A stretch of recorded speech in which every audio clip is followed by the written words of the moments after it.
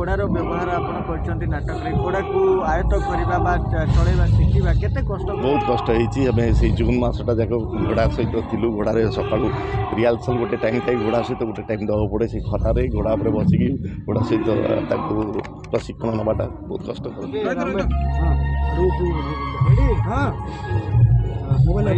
चंडाशुक आज बोधे शेष दिन आज्ञा केते कष्ट लगे खंडगिरी दर्शक विदाय दवा निश्चय कष्टदायक सब वर्ष खंडगिरी गला बेलू कष्ट लगे ये विराट दर्शक सारा ओडिशार दर्शक आसिक देखती खुशी भी लगे खंडगिरी नाटक परिवेशन करवा और आम मत यात्रा जगत में बहुत दिन पर गोटे ऐतिहासिक नाटक कराऊँ चंडाशुक धूली तार दुस्साहस बाबुनी बाबू और हर सार दुस्साहस नाटकटी कहीं समय ऐतिहासिक नाटक सब आश्चर्य हवा कथा किंतु कर चंडाशुक रुद्र स्मरणिका को जो जोड़ी रही जोड़ी बर्तमान भी सबू जोड़ी को ऊपर चर्चा अच्छा नुआ नुआ बाहागर नुआ नुआ नाटक ए नुआ नुआ जीवन रे नुआ नुआ जीवन साथी और नुआ नुआ कहानी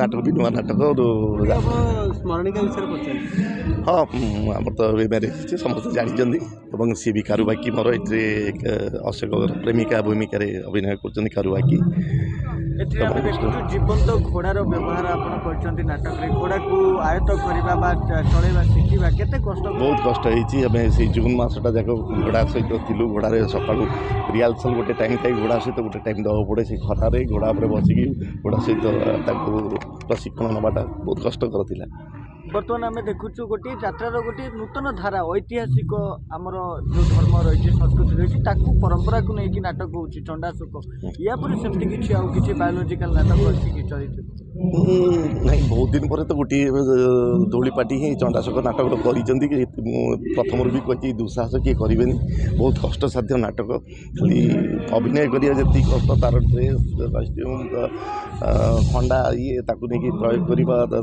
खंडा लड़े शिखा बाड़ी लड़े शिखा ये सब बहुत कष्टकर बर्तमान सहज नुहे सब नाटक करवा तथा सीमित कही हेनी कि सब प्रयोजक मान निर्भर जदि प्रयोजक से साहस करती तथापि किसी नाटक जमी आम देखिले आयनी नील शैल गोटे पेट्रियोटिकल नाटक आदि पर्यटन चली लोक ग्रहण कर बहुत दिन पर मंच में सीमित भी नाटक दर्शक आदृत कले तो लगुच निश्चय सीमित किसी प्रयोग करेंगे किसी मालिक दुस्साहस नहीं प्रयोग कर एथर खंडगिरी आपको केते आश्वासना दूची केते खुशी निश्चय खंडगिरी सदाबले ही खुशी दिए जिते थर जो पार्टी जिते थर आसी खंडगिरी गोटे स्वतंत्र मंच ये सारा ओडिशारू दर्शक केवल भुवनेश्वर नहीं सारा ओडिशारू दर्शक आसते और ये मंच अभिनय कर गोटे स्वतंत्रता अच्छी से खंडगिरी तो बहुत खुशी लगे गोटे डायलॉग यही चंडाशुकर ही कह मु मगधर सम्राट हेबी कलिंग को विजय करी कारुबाकी जोर करी मगध नहीं आसी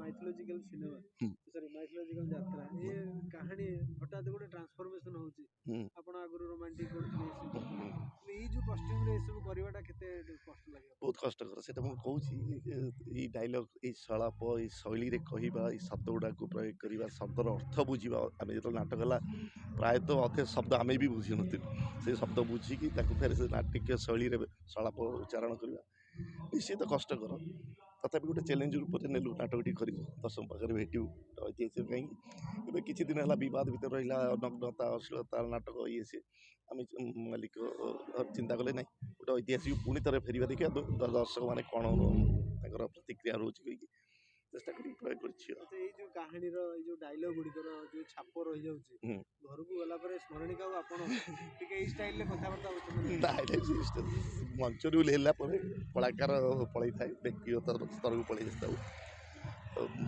मंच ही नाटक मंच तले सब हुए शुणा मिलूँ अनुष्ठान प्रयोजक जो अच्छा बाबुनी बाबू आसंता वर्ष निजे अभिनय कर मुझे शुणी कही मुझे जानी हाँ मुझे जानी से सब कथा ସ୍ମରଣିକା ଆସିଲା ପରେ ଆପଣଙ୍କର ଗୋଟେ ପରିବର୍ତ୍ତନ ଆମେ ଦେଖୁଛୁ। ଆପଣ ଏତେ ଶାନ୍ତ ଏତେ ସରଳ। ଆଗରୁ କ'ଣ ଶାନ୍ତ ନଥିଲି? ନାଇଁ ଏତେ ନଥିବେ। ନାଇଁ ଥିଲି, ଶାନ୍ତ ଥିଲି। ସେତେବେଳେ ଚରିତ୍ର ଗୁଡ଼ା ସବୁ ଭିନ୍ନ ଭିନ୍ନ ଥିଲା। ସେ ଆସିକି ପ୍ରୟୋଗ କଲାବେଳେ ଭିନ୍ନ ଭିନ୍ନ ଚରିତ୍ର ଏବେ ରାଜା ଚରିତ୍ର, ଶାନ୍ତ ଚରିତ୍ର। ସେତେବେଳେ ଭୟ ନଥିଲା କାହାକୁ, ଏବେ ନାଇଁ ସେମିତି କିଛି ନାହିଁ, ସେମିତି କିଛି ନୁହଁ। ହଁ, ବିବାହଟା ଜୀବନକୁ ଶୃଙ୍ଖଳିତ କରେ। କିଛି ଶୃଙ୍ଖଳା ବିବାହ ପରେ ଶୃଙ୍ଖଳିତ ହୁଏ, ତ ସ୍ୱାଭାବିକ ସେ ଧାରା ହେଇଥିବ, ନହେଲେ ସେମିତି କିଛି ନାହିଁ। ଏଇ ଚରିତ୍ରକୁ କେତେ ପ୍ରଶଂସା କରୁଛନ୍ତି ସ୍ମରଣିକା?